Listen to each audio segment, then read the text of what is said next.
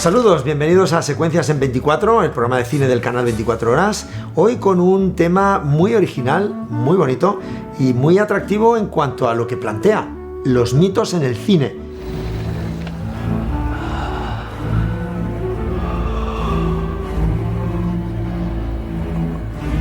Para hablar de esta temática tan atractiva, hoy, como siempre, Guillermo Balmori. ¿Qué tal? Buenas noches. Buenas noches. Gracias por acogernos en una casa llena de mitos. De mitos. Procuro que así sea. Y tenemos con nosotros a José Manuel Losada, que es catedrático de literatura de la Universidad Complutense de Madrid. Muchísimas gracias a ti y a Guillermo por acogerme en esta casa museo. Efectivamente, es una casa llena de mitos, porque, bueno, al hilo de un congreso internacional de mitología y ciencia ficción que va a haber en Madrid el próximo martes.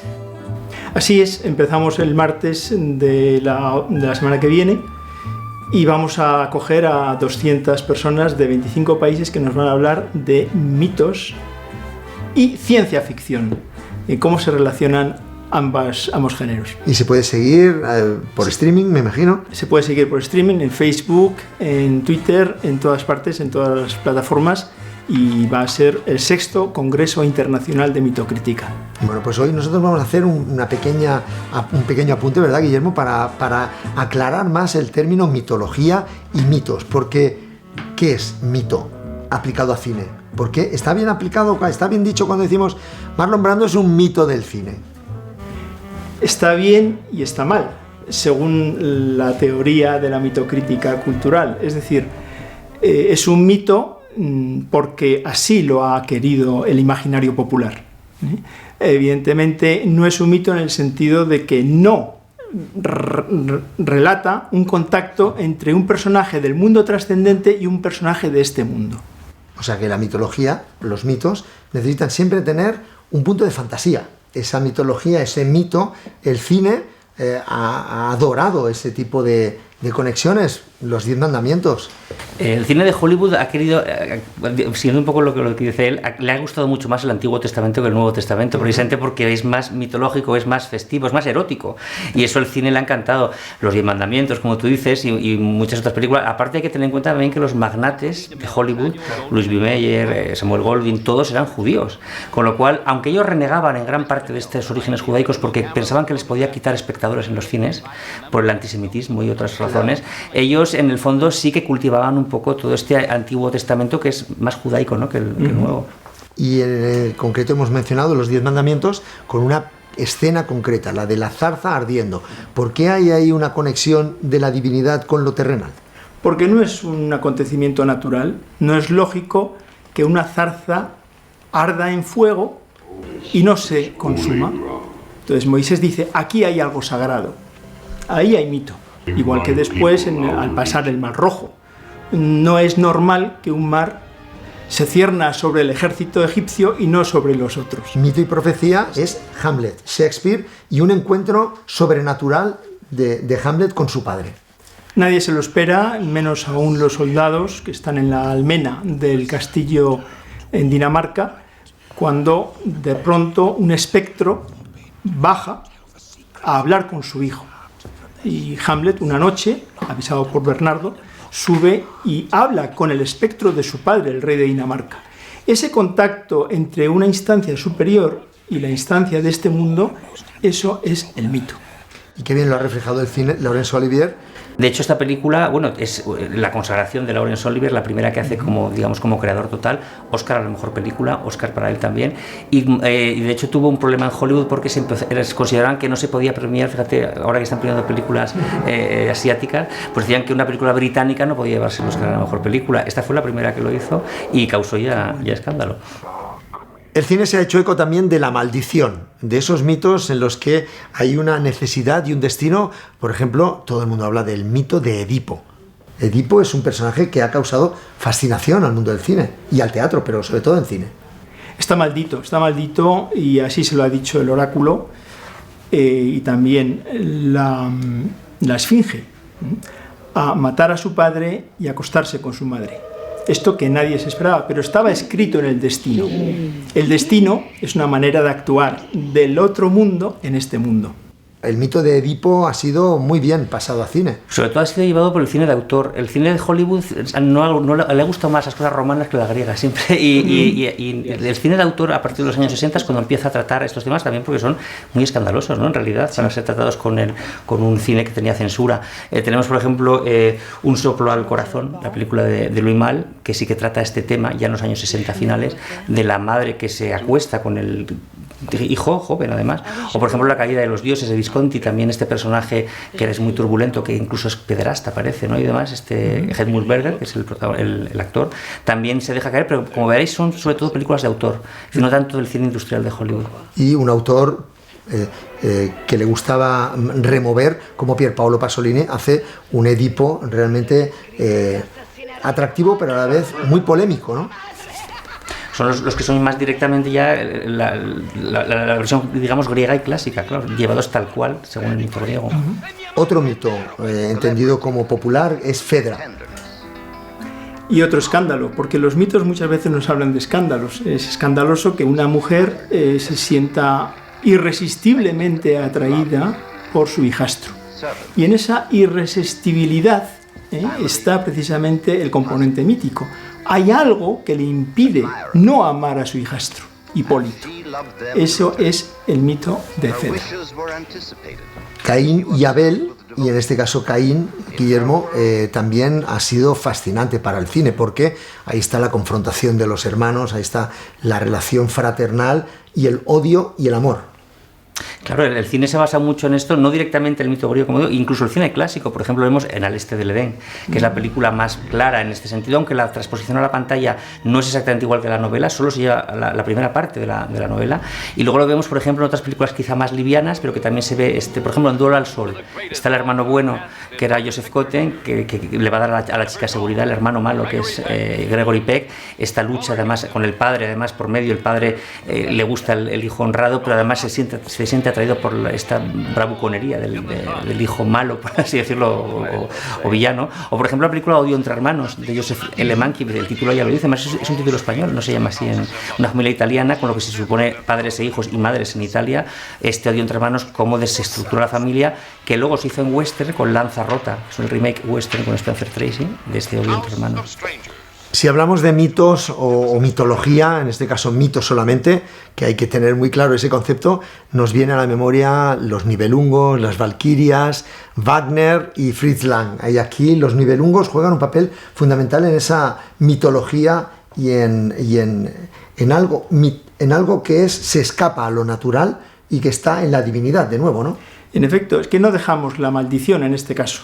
La hemos visto con Caín y Abel. Hay un pecado de Caín que mata a Abel, pero es un pecado contra Dios. En los Nibelungos tenemos también una maldición, la maldición de Alberic, que al verse desprovisto o despojado de su tesoro, el tesoro de los Nibelungos, declama y anuncia una maldición contra quien posea ese tesoro, que va a ser el gran problema con el que se va a encontrar Sigfrido. En este caso no hay un cine contemporáneo que se haya dedicado a mostrar esa mitología, y sí, Fritz Lang. Sí, Fritz Lang, es que la mitología se basa un poco, el cine actual de hecho se basa mucho en la mitología, lo que pasa es que los adapta, no los coge tal y como, pero sí Fritz Lang efectivamente los Nibelungos, las dos partes que tiene, obras maestras absolutas, y además que inciden en estos mitos germanos, y que hizo estas películas, fueron las que hizo que incluso Adolf Hitler se fijase en Fritz Lang, porque digamos que fomentaba esta mitología alemana que tanto gustaba a los nazis, para que hacer de Fritz Lang el director oficial del cine nazi, cosa que él rechazó y se fue a Hollywood, ¿no? La metamorfosis, aquí sí que hablamos de ya transformaciones, de la maldición pasamos a una metamorfosis que es carnal. Sí, las metamorfosis, puede haber cambios en el espíritu, cambios en la materia, en este caso es mucho más vistosa y es lo que tiene el cine. El cine nos ofrece unas metamorfosis carnales, corporales, materiales, que es muy difícil ver, no se ven de hecho en los libros, hay que imaginarlas. El cine nos las trae a la cámara, nos las trae delante de nosotros. Es más gráfico. Es muchísimo más gráfico. El cine nos permite ver lo que nosotros imaginamos. Y esas metamorfosis son, lo dice la palabra griega, es un cambio de forma. Es un cambio de forma, pero que no está provocado por algo natural, sino por algo sobrenatural, una vez más. Si ahora hablamos de que en este apartado de Metamorfosis nos entra un título como Pigmalión. Claro, el mito de Pigmalión, llevado a la película inglesa con Leslie Howard, que luego conocemos la versión musical más conocida, que es My Fair Lady, que es ese Pigmalión de George Bernard Shaw, popularísimo, ¿no?, la obra, y que se lleva también al cine. Aparte de todo, que es que yo creo que este mito concretamente es inacabable, desde la Cenicienta hasta Sabrina, por ejemplo Pretty Woman, también es toda esta transformación. Por ejemplo, se me ocurre Un gángster para un milagro, por ejemplo, sería una película en la cual esta vendedora de manzanas de Frank Capra la convierte en Bette Davis, Glenn Ford, que es el gángster, la convierte en una dama de alta sociedad. Es decir, no importa el sexo, no importa la edad, este mito está siempre vigente. Sí, el mito es básicamente el siguiente. Un rey, escultor, no encuentra a la mujer que busca y la va a tallar en una estatua. Y va a decirle a Venus: me gustaría que la mujer que yo tuviera fuera tan bella como esta que acabo de tallar.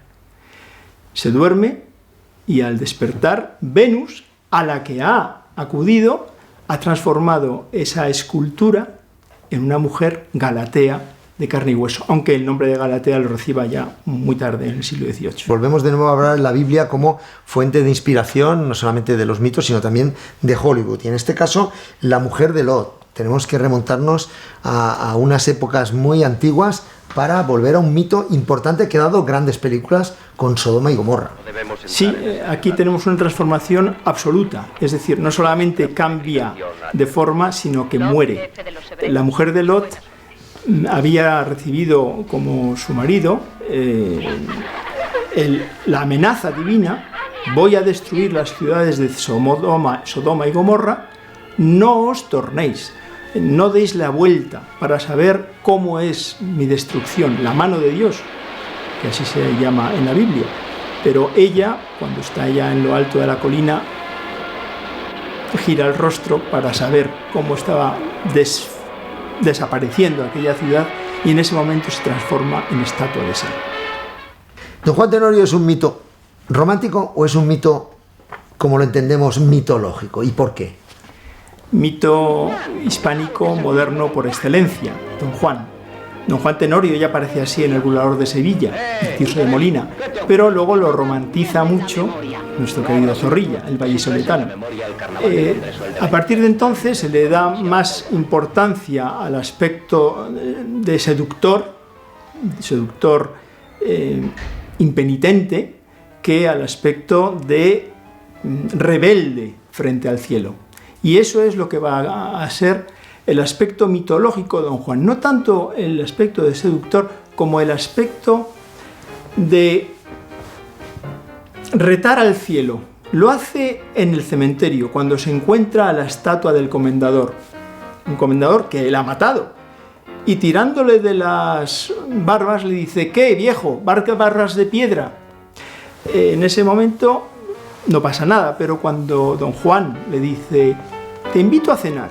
A la estatua. A la estatua. En ese momento la estatua responde: iré. Ese contacto entre dos mundos es una narración mitológica, precisamente. Y lo vemos al final, cuando Don Juan, en el festín, en la casa, ve cómo avanzan uno tras otro. Esto se ve perfectamente en el Don Giovanni de Mozart. Avanza la estatua que viene a anunciarle que se le ha acabado el momento de vida, que se tiene que arrepentir. Don Juan no lo va a hacer y Don Juan va a morir.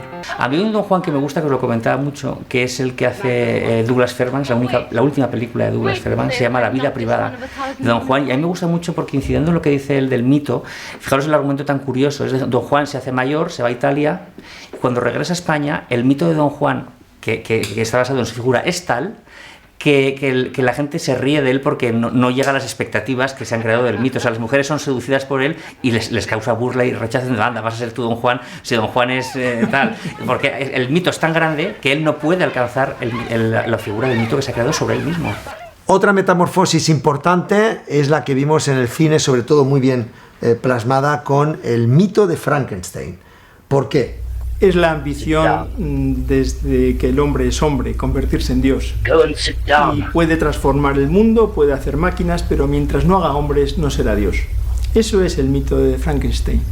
Doctor Frankenstein, que lo que quiere es, a partir de unos huesos y de unos cables y materiales, va a hacer un hombre. Lo que le falta es el alma, pero lo va a conseguir.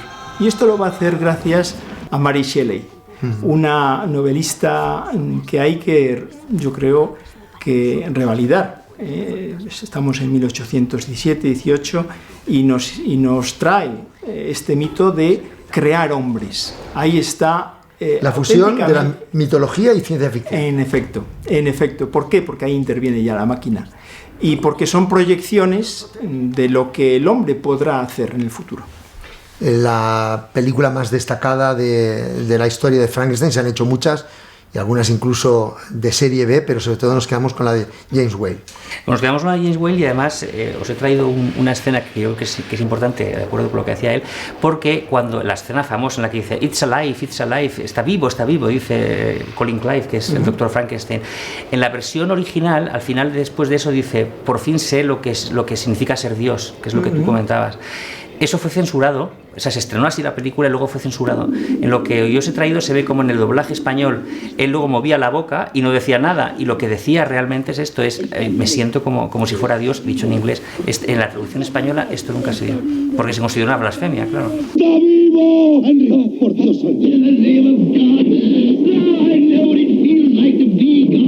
Esa fusión de la mitología con la ciencia ficción lo vemos de nuevo con Fritz Lang. En Metrópolis es esa mujer, ese Frankenstein femenino que él crea a través de un robot, le dota de ese alma, ¿no? Con cosas, digamos, con rayos y estas cosas de las películas, y al final lo que quiere es digamos, manejar a la clase obrera, porque es contratado por este empresario maligno, ¿no? Y quiere este robot va a ser el que con forma humana y cándida pues lleve a la clase obrera a los gustos del jefe, ¿no? Este es uno de los ejes del Congreso del próximo martes, la rebelión de la máquina contra el hombre, que hemos visto en algunas películas, 2001, Terminator, Blade Runner. Se revela la máquina que el hombre ha creado. Claro, es la gran paradoja con la que se va a encontrar el hombre. Y quizá con la que se encontró Dios, según nos dice la Biblia. Yo creo al hombre, pero el hombre luego no sigue mis caminos. Yo creo la máquina y la máquina luego no sigue mis caminos, se rebela contra mí. Lo vemos en muchas películas, en muchas narraciones. La máquina que quiere ser un auténtico hombre. Hemos hablado de Frankenstein y el contrapunto es Drácula. ¿Por qué es mito también Drácula? ¿Dónde hay esa transformación? Drácula, lo que hay es una auténtica posesión diabólica, pero no solamente espiritual, sino material. Si no hay materialidad, no hay mitología. Entonces, lo que hace Drácula, el conde Drácula de los Cárpatos, lo que hace es morder a sus víctimas y al mismo tiempo que las está matando, les transfiere vida diabólica. Por eso vienen a ser esclavas suyas. ¿De acuerdo? Todas las víctimas son nuevos diablos, son almas poseídas. Ahí hay una transformación interior, pero también hay una parte de transformación exterior, los colmillos. Los colmillos o la tez blanca. Es decir, tiene que haber un complemento material que Stoker lo vio muy claramente con esa transformación de los colmillos que está simbolizando la transformación interior de las almas. Y aquí vuelve el cine clásico a darnos una obra maestra. Lo que él dice se parece quizá más a Nosferatu o al Drácula nuevo, pero Hollywood, como decíamos, romancea todo. ¿Y qué hace? Pues le pone a Bela Lugosi esa capa y es un ser elegante, ¿no? Y atractivo. Esto no es así ni en la novela ni en el mito, pero Hollywood lo romancea otra vez y lo hace más atractivo. Crea además este maquillaje de Drácula o este aspecto de Drácula, que además al que todos relacionamos al final. Es decir, Hollywood lo ha antepuesto a todo lo demás, a la literatura, al teatro, a todo. En este caso, Francis Ford Coppola hace una magnífica versión del Drácula donde lo enlaza muy bien con la mitología de la antigua Grecia, y ese viaje a través de la eternidad, ese viaje a través de los tiempos, está perfectamente visualizado con una historia de amor. Drácula es una historia de amor. Es una auténtica historia de amor en lo que nos ha dado el cine, no en las novelas originarias. Pero sí es verdad que lo que estamos viendo aquí con Frankenstein, con el Don Juan, con el gran mito alemán que es Fausto, con Drácula, son adaptaciones actuales de los grandes mitos clásicos. Dejamos a un lado la ciencia ficción y nos vamos a la fantasía, porque de eso trata el cine y de eso trata la mitología. Y en los mitos, las hadas determinan cuándo los hombres van a morir, el destino humano. Las hadas, José Manuel. Tenemos aquí un nuevo ejemplo de combinación entre mitología y fantasía. Decimos un hada, el hada madrina, pero hada en latín se decía fata, que es el femenino de fatum, el destino, una vez más. Es decir, son las hadas, las moiras, las parcas, como queramos llamarlas, las nenias, son las que dictaminan cuándo un hombre, una mujer han de morir. De nuevo el destino. El hada puede ser la que alargue la vida, la que ayude a tenerla, la que la acorte, como se ve en La Bella Durmiente. Es decir, hay varias hadas que son invitadas a festejar el nacimiento de la princesa, pero una de ellas no ha sido invitada. Y todas le dan regalos a la princesa, excepto la última que dice: como a mí no me habéis invitado, dictamino que cuando cumpla 16 años esta princesa se picará la mano con una rueca, un huso de coser, y entonces se quedará durmiente.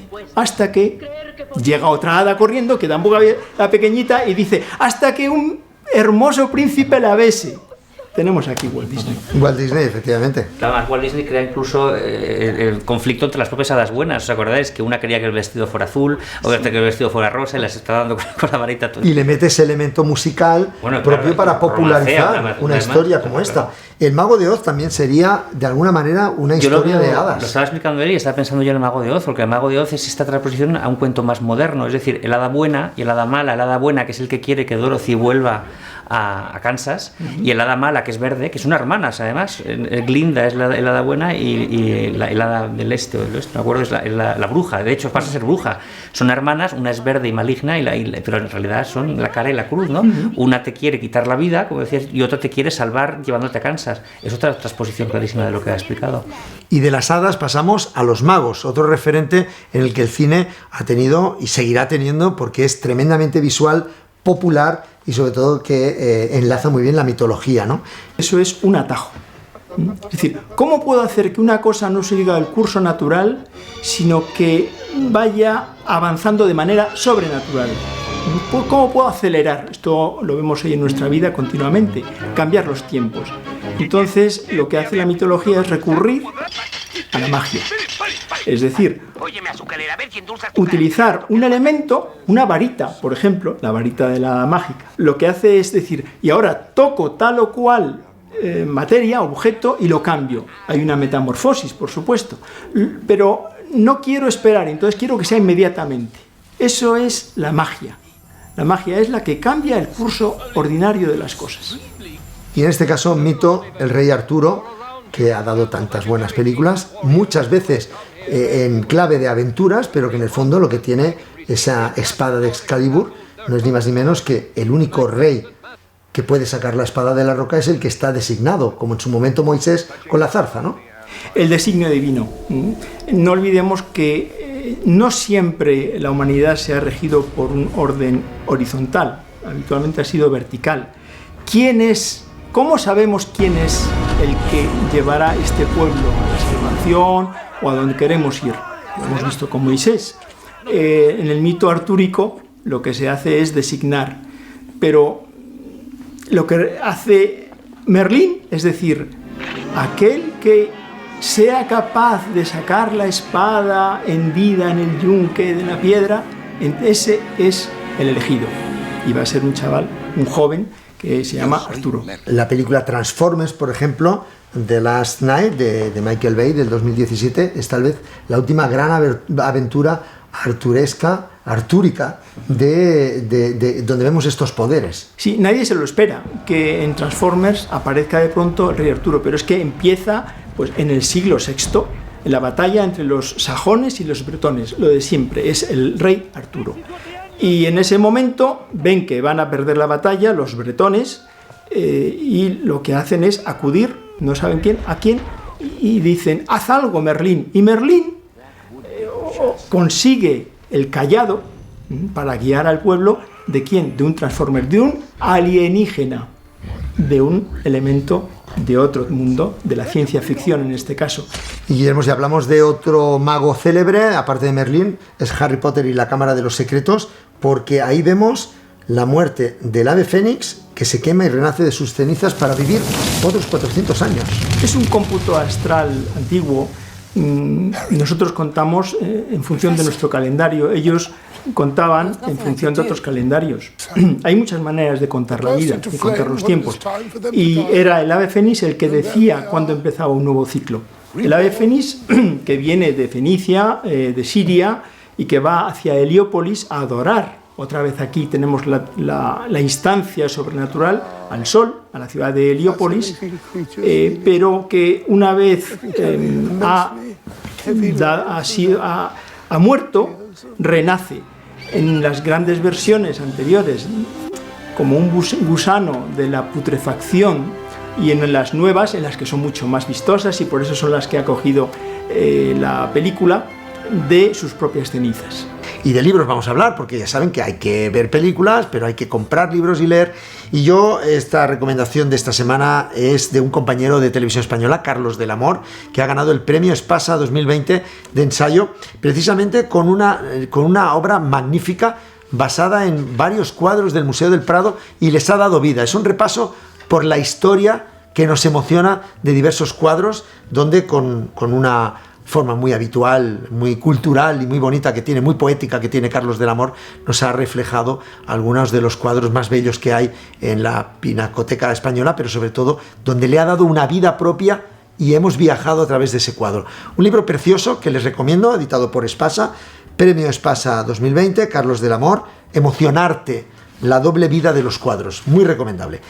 José Manuel Losada, ¿cuál es el libro que nos trae relacionado con mitos, me imagino? Arcanos del Deseo. Es una traducción que acaba de salir de Gabrieldo Bertozzi, que ha sido publicado primero en italiano, luego en francés, acaba de ser publicado en español, en el Dr. Sachs, como editorial, de Silvia Cañas es la traductora. Es el viaje de un profesor a Egipto, donde encuentra a su Nefertiti, de la que se acaba enamorando, y es la que le va a conducir hacia la mitología egipcia y una nueva resurrección. Y de nuevo, una historia de amor. Y Guillermo Balmori nos trae otra historia de amor, pero un poquito más terrorífica, ¿no? Yo traigo un mito moderno, que es Norman Bates. Norman Bates además tiene mucho que ver con los mitos clásicos, porque está obsesionado con su madre, sustituye a la madre, estas cosas. Bueno, pues este libro, que además se cumplen este año los 60 aniversario de la película Psicosis.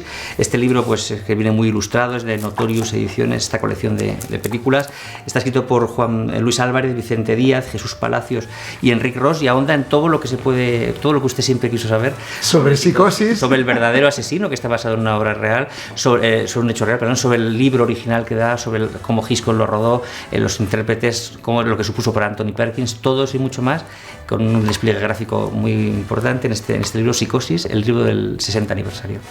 La enciclopedia audiovisual que nos trae Guillermo Balmori cada semana, cinecinéfilos.com. Esta semana, ¿qué nos trae? Esta semana, hablando de mitos, he traído un documento muy gracioso y que además es muy sorprendente. La comida del 25 aniversario de la Metro-Goldwyn-Mayer, en la cual todos los mitos de Hollywood, Clark Gable, Ava Gardner, todos sentados en una mesita, les vamos a ver, Judy Garland, Fred Astaire, que tenían más estrellas que en el cielo, decían, pues al celebrar ese 25 aniversario, pues se vio todo ese despliegue de estrellas de la Metro-Goldwyn-Mayer en esta comida antológica. Muchísimas gracias por acompañarnos, que vaya muy bien el congreso. Está usted invitado a venir cuando quiera al programa para volver a hablar de lo que usted quiera.